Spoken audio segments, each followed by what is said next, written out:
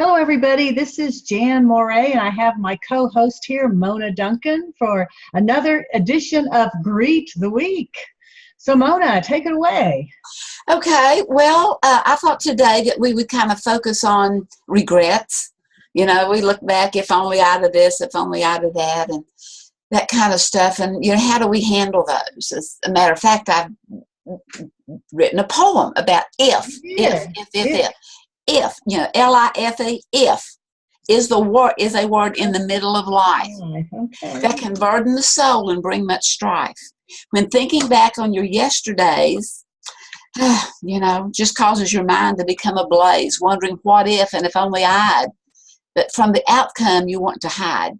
For hindsight is better than foresight, they say, and many a folk comes to rue the day. But, that big but there, we've talked about that before, but in light of the information as you understood, you made a decision you thought was good. You know, at the moment, and that goes back, I mean, I wrote this many, many years ago, but it's hand in hand with all truth.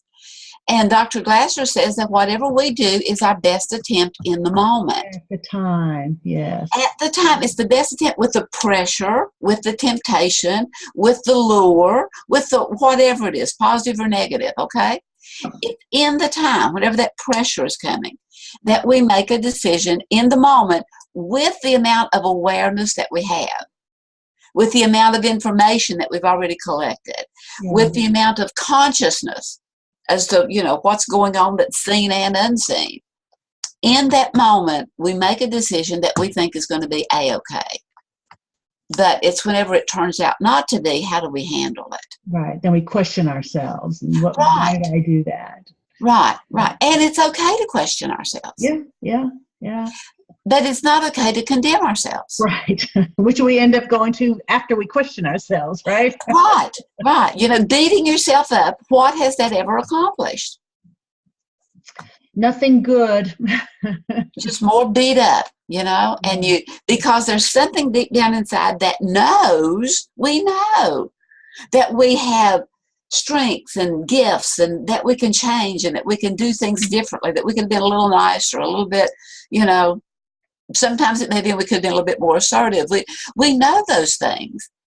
But instead of looking at what that weakness was and wanting to correct it so the next time we won't be quite as weak or quite as verbose or, you know, because these things can go either direction.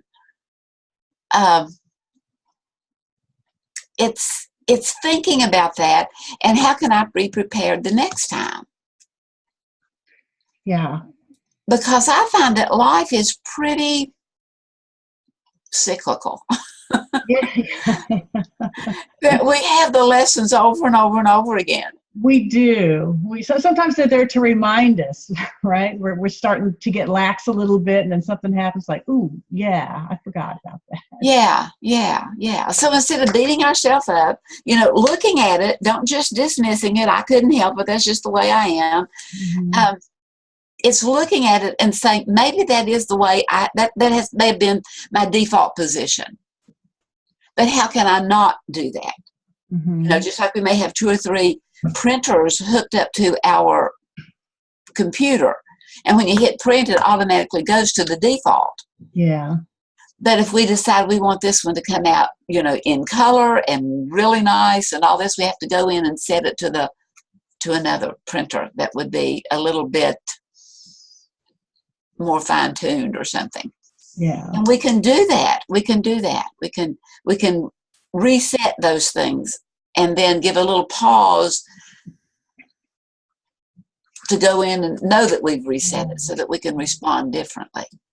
Yeah, but it does take a little practice so your mind will know to reset and to think about what happened before, because it's pretty much ingrained, you know, put into our brain that we're going to react this way, we're going to react this way, unless we consciously go in and create that new path and make that new path a little stronger than the old path. Right. And the new path is to respond rather than react. Correct. Exactly. Yes. Yeah. To have more vision, to see how that everything, you know, we may be reacting to something that whenever we learn to respond to it, we would have more compassion for the person that was irritating us. Yeah. Because we may have a little more understanding of where they're coming from. And that's so true. When you start to understand or make the effort to understand where other people are coming from, and you start to learn that just because I feel this anger or I feel this fear, that it may not have anything to do with this person at all. That, you know, I need to think back and say, well, what is this person going through? And let me see if I can try to understand where they're coming through. And then the anger isn't quite as strong if you can understand their context as well as your own context. Right. And it's make the effort to. Right, yeah. We have to let ourselves know that we're willing to do that. Yeah.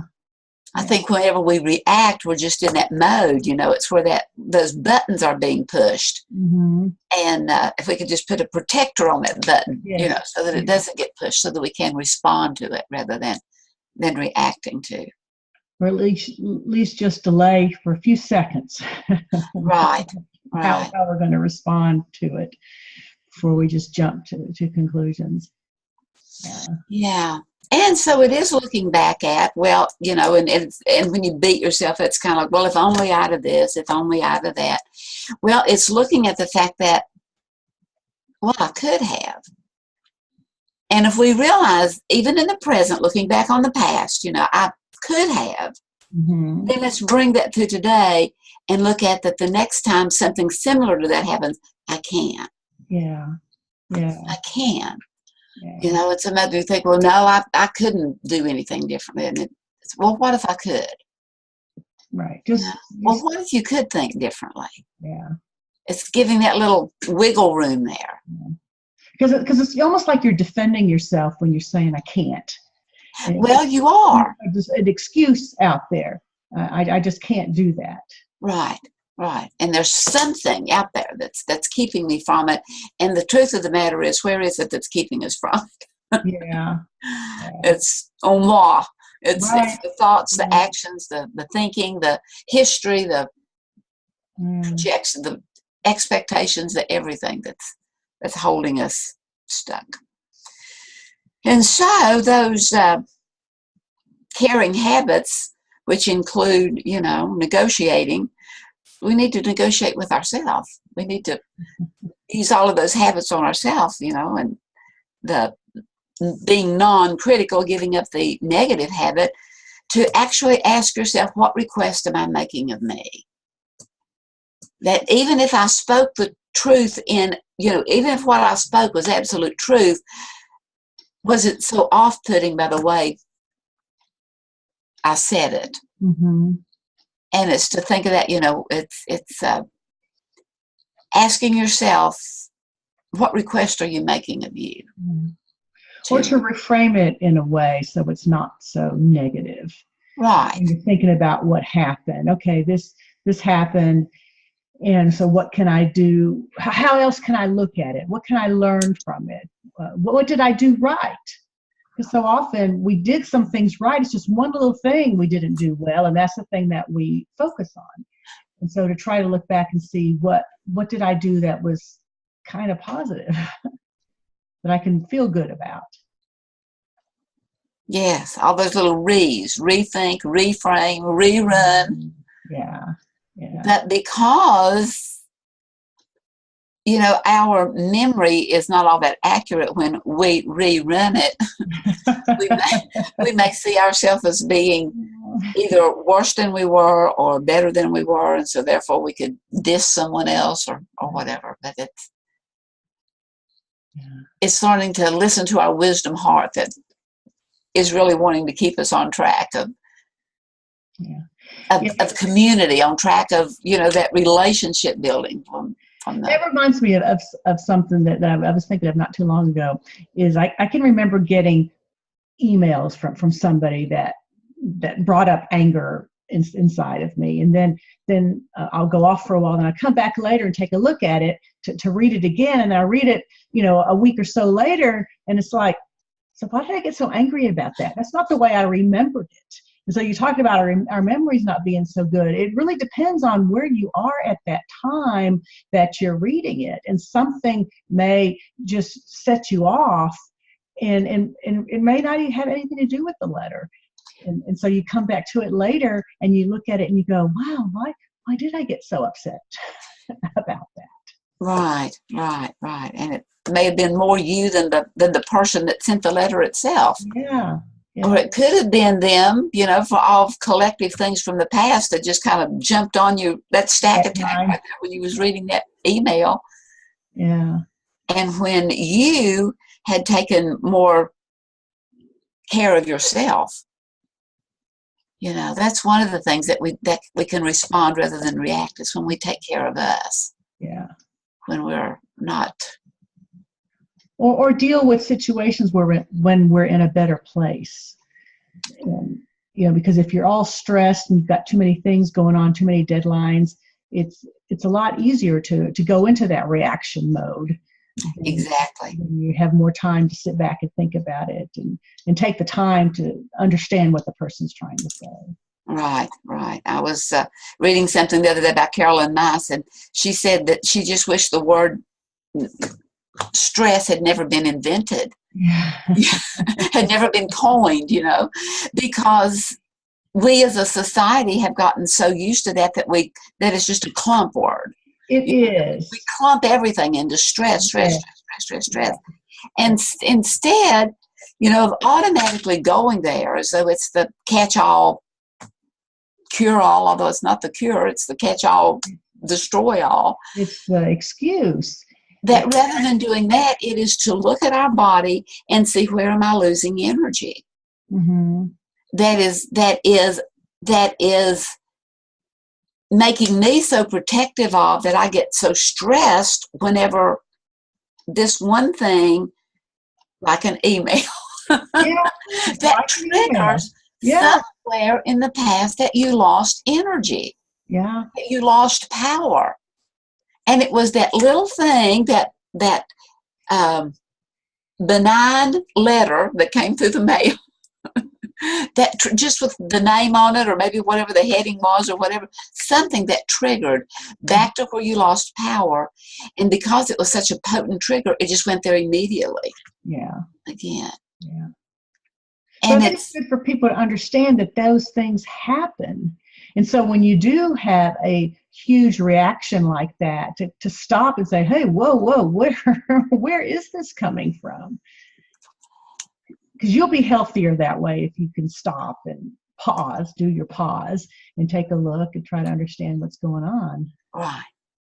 And in the meantime, if you're not where you're doing it in the process, at least do it after the process.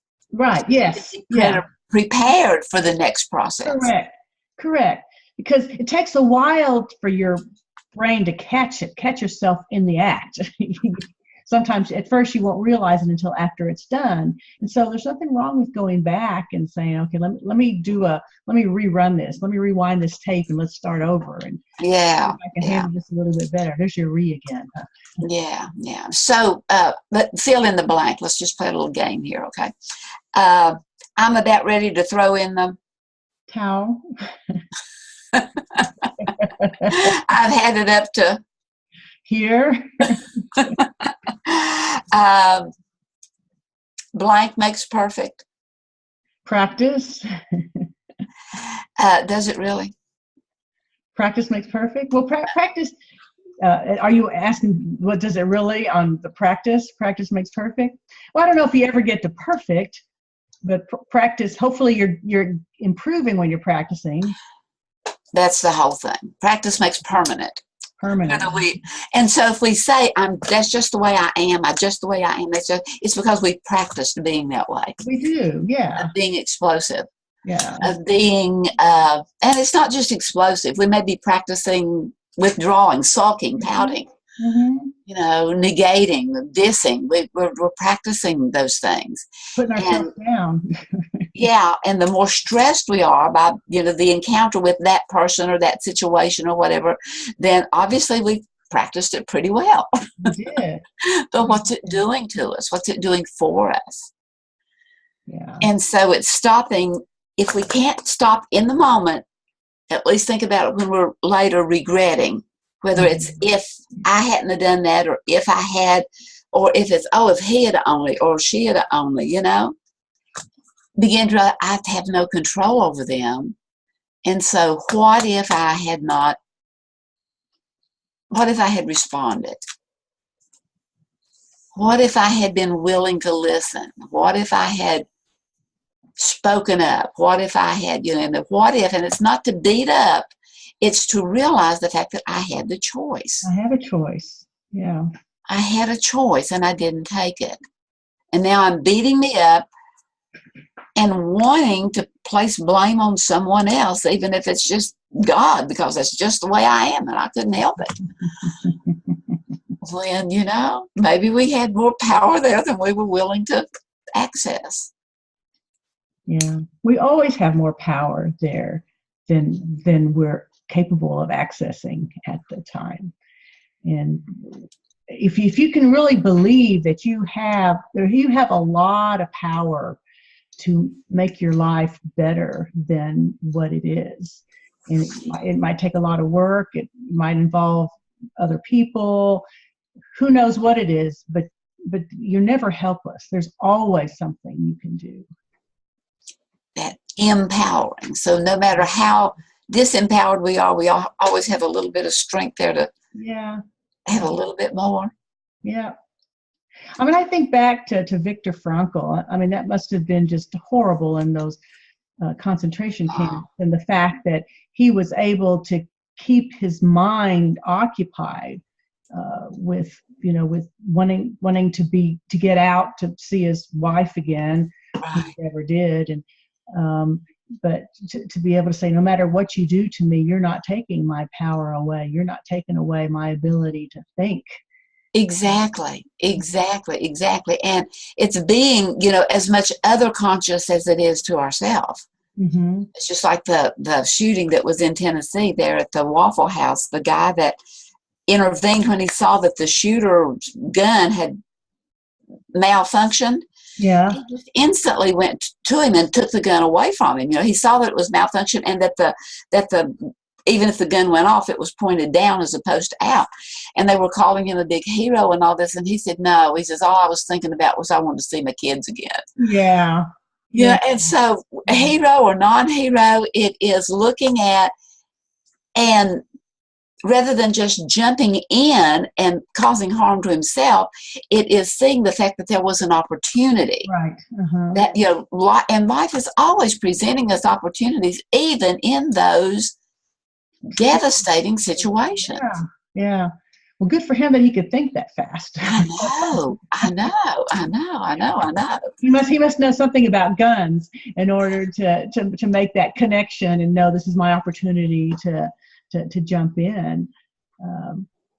Yeah, or just that spark of life itself that gives us those creative insights whenever that we may have learned them from somewhere and didn't even know it until in the moment. Right. And then it appeared when we needed it. Our brains are phenomenal. They are. Information before us without realizing it. Where did this come from? What? And that's why it is so effective to just get more information. Because you never know when that information is going to come into play. Yeah. I was thinking about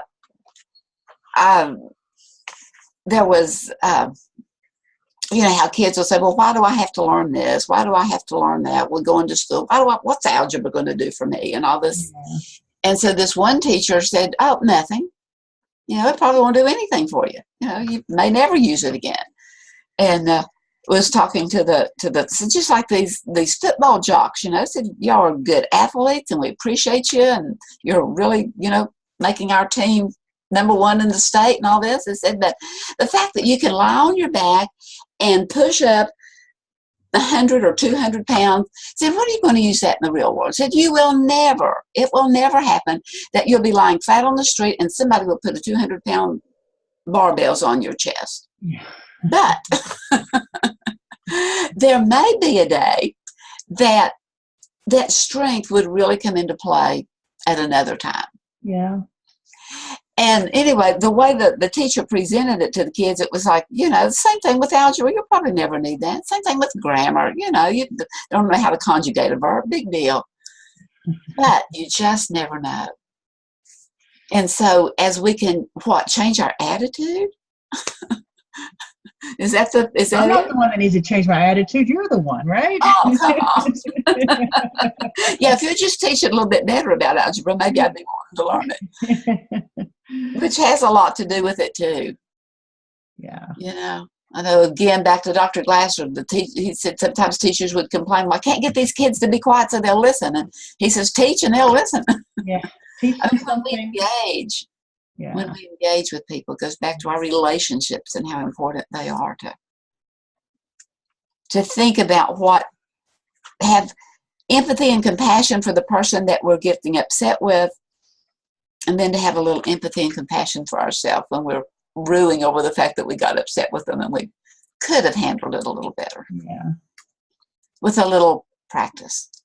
With a little practice. Yeah. That has more information attached to it. Yes. And to keep our eyes open and ears open for that information instead of being blinded into thinking that, that my way is the only way, is to be open to what other people say. Even though you may not appreciate it at the time, let it sink in, because who knows, there might be a good nugget in there. Exactly. Yeah.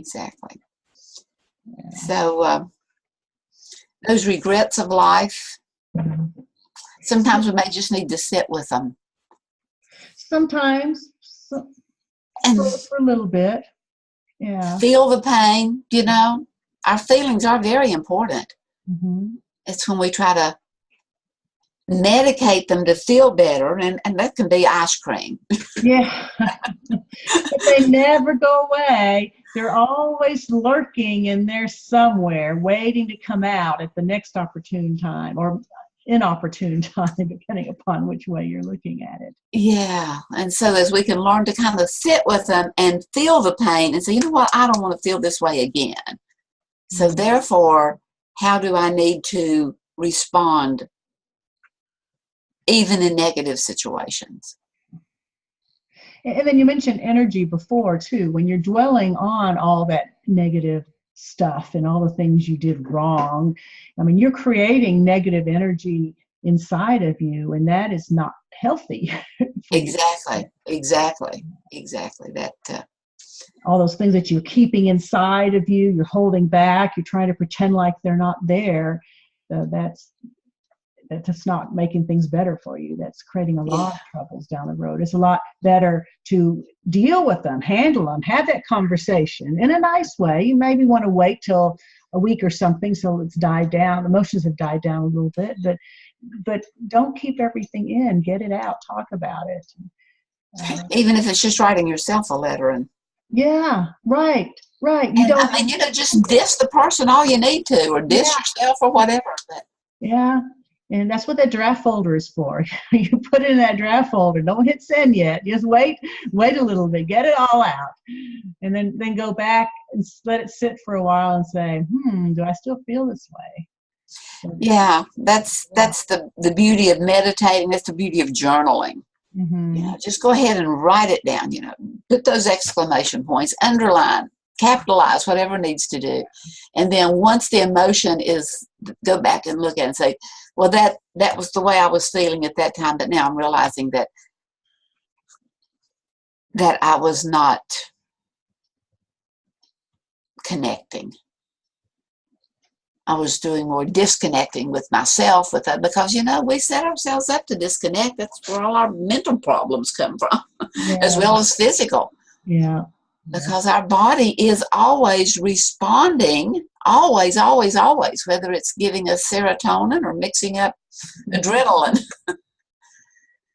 And it is back to the illustration of the kids. Why do I need to learn about algebra? Why do I need to learn this or that? Sometimes we may think, well, why do I need to learn how the body works? Well, then maybe you can use it to your advantage.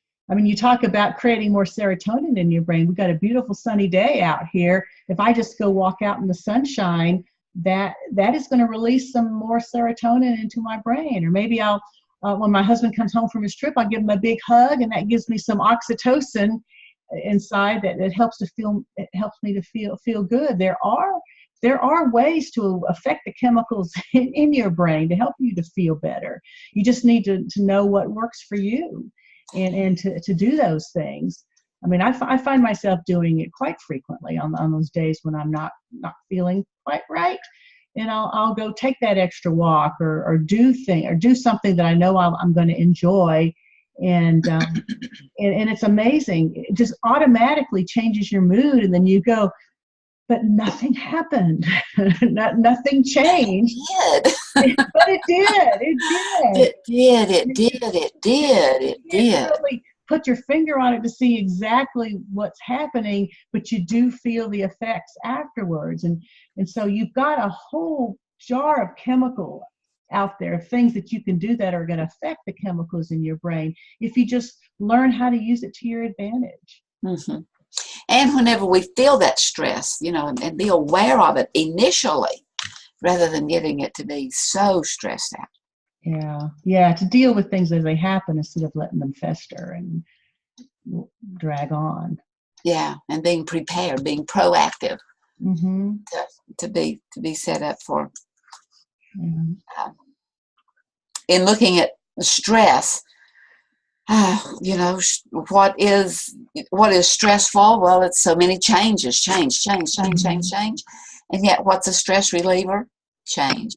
Yes. So the cure is in the cause is in the cure. Yeah. And it's as we learn how to use them effectively. Yeah. That sometimes that change is just to get outside and walk outside.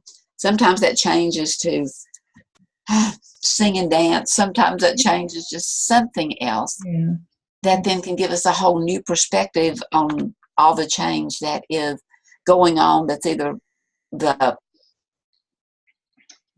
mundane of it or the overpowering of it, that we can handle it. Or even the whole thing about changing your attitude about stress is that stress is an inevitable part of life. It's going to happen, and I can handle it. I can deal with it. It's not necessarily a bad thing. It might be a signal that I need to pay attention to something, or I know that I'm overwhelmed with all this work that I have to do, but I'm trying to get out of town. I'm trying to do something. And so to believe that it is reasonable to have that kind of stress, and it's not necessarily a bad thing. I think a lot of it is how we look at it. And anytime we're feeling a little overwhelmed, oh my God, it's bad. And how terrible, and I can't handle this. But to say, wait, I've handled this before. I knew this was going to happen. I knew I was going to end up in this kind of situation. I can do it. I'm not going to let it tear me apart just because I'm under some stress. And it kind of seems to be the vogue now, is anytime I'm more stressed than you, and I have more stress in my life than you have in yours. It's like, I've got a lot of stress, but hey, I'm in control of it. I can handle it. I can deal with it. Yeah. And, in America, especially, people, so many it's documented, they don't take their vacations, don't take their days off. Yeah. I'm just too important to the company. Well, hopefully you are important to the company, but you know what? It's those times away that can bring us back re-energized. Yeah. And it's stepping away from those stress-producing situations so that we can come back energized, so that we can come back new. Yeah. Differently. But as we look at the fact that if only, well, we can't go back to that day and redo it, but we can look at the fact that, you know what, I am capable of thinking different, seeing different, responding differently. And what if I could change my mind right in the midst of that email? What if I could change my stance, change my looking at things right in the midst of that difficulty, right in the midst of that, whatever it is that's so tempting or luring or hurtful to me? What if I could? What if? What if? Only I could. Yeah, and we can. We can. And it's realizing that, and it's it's embracing it. And it is coming up with, well, what I'll say the next time. That's right, because I'm practicing, right? Because I'm practicing. But I'm practicing with new information that is going to lead to effective change. Mm-hmm. But I have to be conscious and make an effort to do it. It doesn't just happen automatically. You've got to say, this is what I'm going to do. I want to be happier. I want to feel less stress. I want to have a better life. And so I'm going to practice. I'm going to put these skills to work, and let's just move on from here. Right. So we'll do that the rest of the week. Okay. All right. Okay, Mona. Well, thanks for that. And I guess that's it for today, and we'll see everybody next week. Okay. All right. Bye-bye. Enjoyed it.